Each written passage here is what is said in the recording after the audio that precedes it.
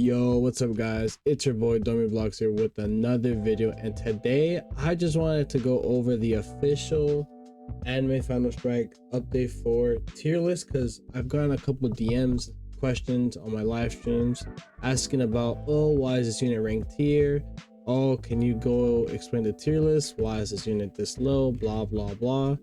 So I just want to go in depth over it, but let's make sure to shout out the people that did make it. If we just zoom into the server, it says, I'm pretty sure Eggy was involved. We also have Lado, I'm really bad with names, Lado and Toast, so shout out to them for making the tier list. So let's go over the infinite tier list, which is probably the most important one if you care about leaderboard runs and stuff. So as you can see, the must-haves, we have our King of Curses, Whitebeard, and Baldy. And if you're wondering like why, I mean, if you already know, the main reason why Whitebeard is up there, he's in AoE, he buffs units in range, and also a max upgrade. He's full AoE, 200k, and he has basically an ability to push everyone back, which is basically a free reset, so self-explanatory.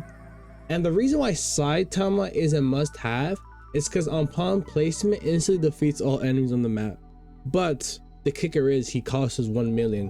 So in this new meta, we're probably going to see different people trying out different type of teams that are going to involve farms. But obviously when you bring a farm, it's going to cause you to lose a slot. So the question is, do we bring 4 Saitamas? Everyone else brings double support. Like that's the real kicker of the unit. 2 people Saitama, you know, because you're gonna lose a slot if you're being 2 farms. You're gonna lose a support or a DPS. So yeah, but I think it's probably gonna be, there's gonna be a meta, because you could have Whitebeard reset, slow everyone down until you could place another Saitama down. And then you also have King of Curses. Let's just quickly look at max upgrade. With the one, he's hitting about 187k with a lot of bleed, and he has an ability where he does 50 hits for 20% of this unit's damage. So with Emperor, he's doing, let's just say, a lot of damage. Even with the one, he's doing a lot of damage. But if you just have this stacked up with Whitebeard and then plus with Saitama, you could probably go into an endless cycle, in my opinion. But yeah, so let's go continue off. We have the meta DPSs, obviously Sukuna, Whitebeard, Toji, Leona, Red Pirate, Julius, Vasalorde, Benimaru, Nanami, Cyborg, and Toji. I mean, not Toji, Gojo, sorry. And like the reason why Toji may be as high as he is because he does have a full AoE. Plus Sukuna also says they suffer additional true damage equal to, for each enemy affected by bleed within this unit's range, they suffer additional true damage equal to 45% of each bleed tick. Which, if you didn't know, let's quickly check out. We do have Toji max upgraded. He has the ability to change one of his weapons, which allows him to go full AoE. He stacks his range, and he has bleed, 75% wound. So that could probably do a great combo, which is what I think people may come up with. Because again, we all don't know the meta. We all have to like just mess around. Probably the people that know the best way are the people like that tested the game, obviously. But there's that. Some meta DPSs, honestly, it really doesn't matter for Infinite, because if you don't bring all meta DPSs, you're probably honestly not gonna reach it to the top. I mean, you guys could prove me wrong, but yeah. But the meta supports is what matters most. Right here we have Whitebeard, King of Curses, Emperor, White Hunter, Obito, Mahito, Tornado, Hamiya, Benimaru, Inumaki, I think his name, Chori, and Toji. I don't know what he does yet. He is a battle pass unit, but usually battle pass units are kind of meh most of the time, so there's that. And then you're wondering, Emperor's a new unit, what exactly does he do? I'll quickly show you. As you can see, he has no stats again. There's a trend, right? I have him with the one because, let's quickly read what he does. Emperor cannot perform basic attacks. Instead, he relies on pure fear to harm foes. His damage is delivered exclusively through Heartbeat of Terror effects. Each time Heartbeat of Terror triggers, apply fear to affected enemies, dealing 10,000% of Emperor's damage as DOT over 0.5 seconds, applying slow for 0.2 seconds. Whenever Emperor applies fear via intimidating Togi, enemies affected takes 20% damage from all DOT sources while fear is activated. And if you are wondering what is DOT, DOT is damage over time. So like bleed, burn. So guess who's a new unit that does a lot of bleed? We have Sukuna, and you also have the combo with Toji. So it looks like DOT may be also a meta team for Infinite. We will have to see. And they have, when activated for each allied unit on the field that applies DOT, Emperor immediately inflicts all of the active DOT effects onto enemies for 200% of the original damage. Guys, one thing people are really mistaken about the game is that this is what people do. They do this, they just max upgrade and be like, oh, 72k, so mid. But you guys have to, like, there's a lot of calcs when it comes to DOT, because DOT is such a complicated calc because it's damage over time. So you're dealing with bleed, burn, and it's really hard to calc. So when you see a number, trust me, the number is like substantially just bigger. So it looks like he's probably going to be a must-have. I've seen a lot of people talking about he's mid. I don't think so. I think he's going to be 100% a must-have, and I would recommend the 1 to increase his range and then damage as much as you can. If we get Emperor him, you're the GOAT. But there's that.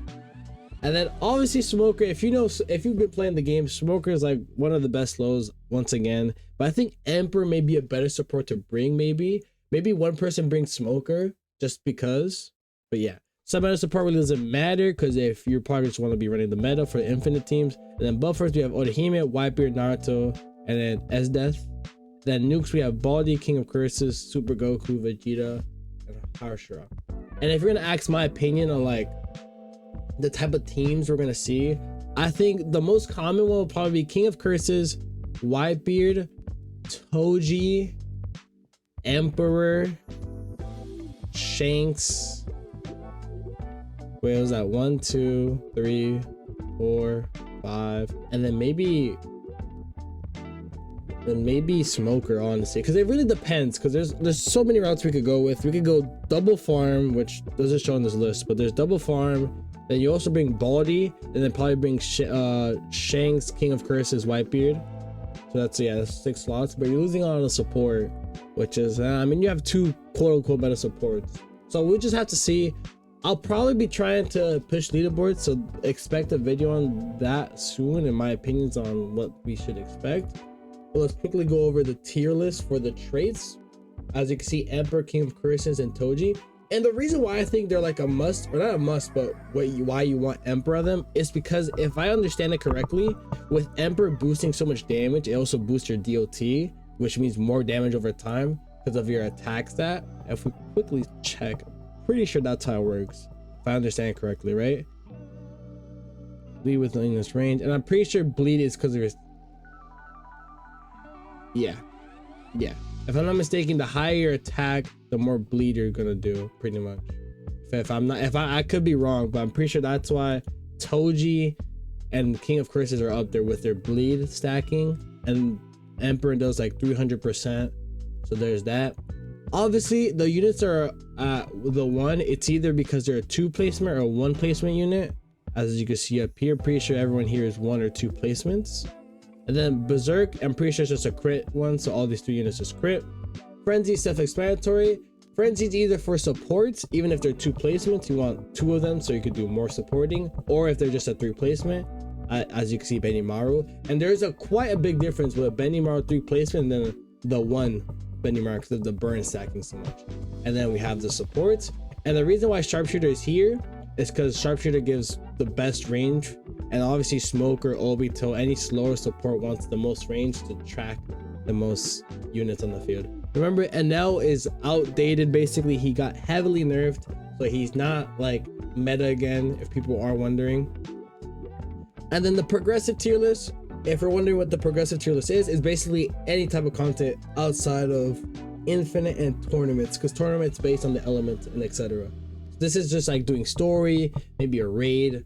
And the ideal team they've put up with is Sukuna, Whitebeard, Cyborg, Emperor, Nami, and Unico.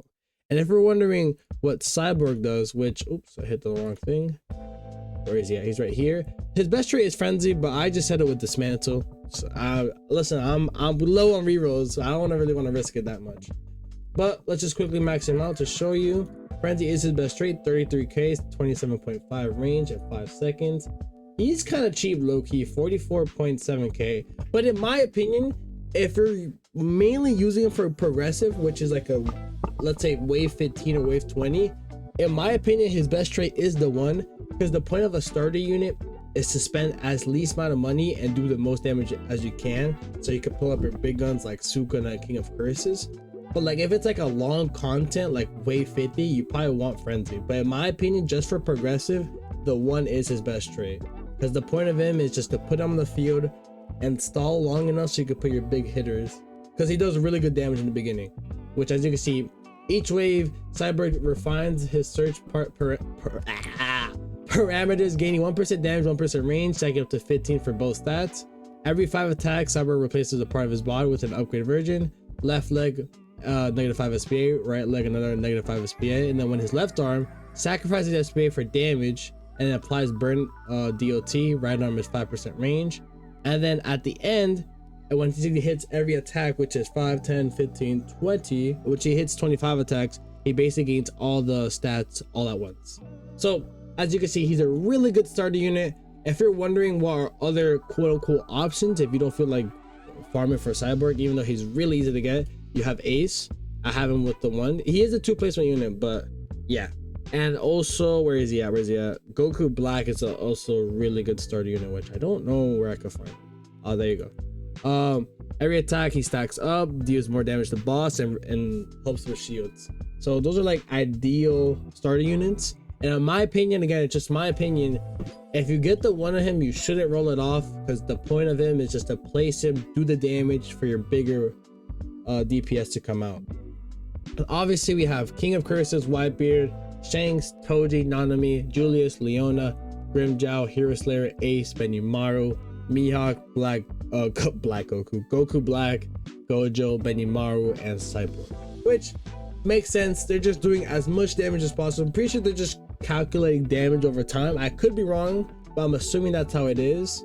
And pretty much you wouldn't want to look anything under overly on meta, because you have so many options and so many easy options. Like Ace is easy, Hero Slayer is easy, Cyborg is easy, Goku Black is easy.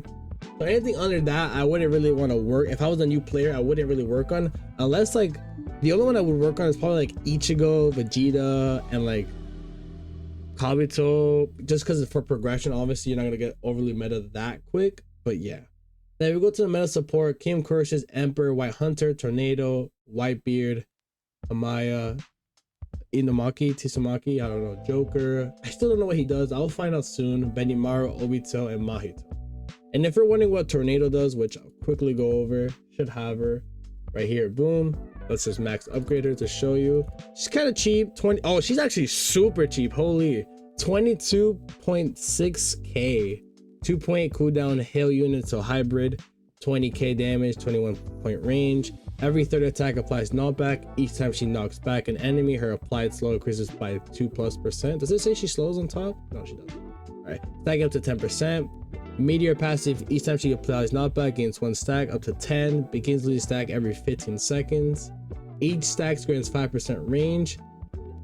I guess, oh, there is a limit, so 50% more range. Okay. Upon reaching 10 stacks, unlocks Tornado of Terror and remains usable until stacks drop to 5. Psychic pull down. This is actually really unique, right? Low key, just this is a little off topic, but this gives me like Clash Royale vibes, like the Vine spell. I don't know, the green, I don't know. I could be a coincidence, but I don't know. When activated, converts all flying enemies within this unit's range into ground enemies. Unlocks at 10 Windborn Wrath stacks, usable until stacks drop to 5. 90 seconds, so that's like 30 seconds of real time with 3 times speed, which honestly, that's a really good support. And she's actually so easy to evolve, because if I'm not mistaken, all you have to do is just craft her item and you don't even need to get kills. I'm pretty sure it's Psychic Core. I'm pretty sure it is, yeah.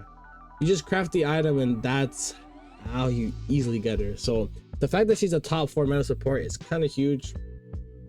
But obviously I would recommend to get all the units in ideal team. I would recommend to get, if you really care about Infinite, get Saitama. You don't mind, you guys. I think they've made it clear. Oh yeah, don't roll on Saitama. It doesn't make a difference. He's a one shot regardless. Unless in the future they make a trait where it costs less to place. That would be obviously Saitama's best trait. But yeah, that's pretty much it for the video. I hope you guys do enjoy. Shout out to the wiki people and I think the Balancer team for making this tier list for us. And if you guys like these type of videos, let me know down in the comments below. Make sure to like, subscribe, follow the Twitch when I go live, and I hope you guys have a lovely day. Peace.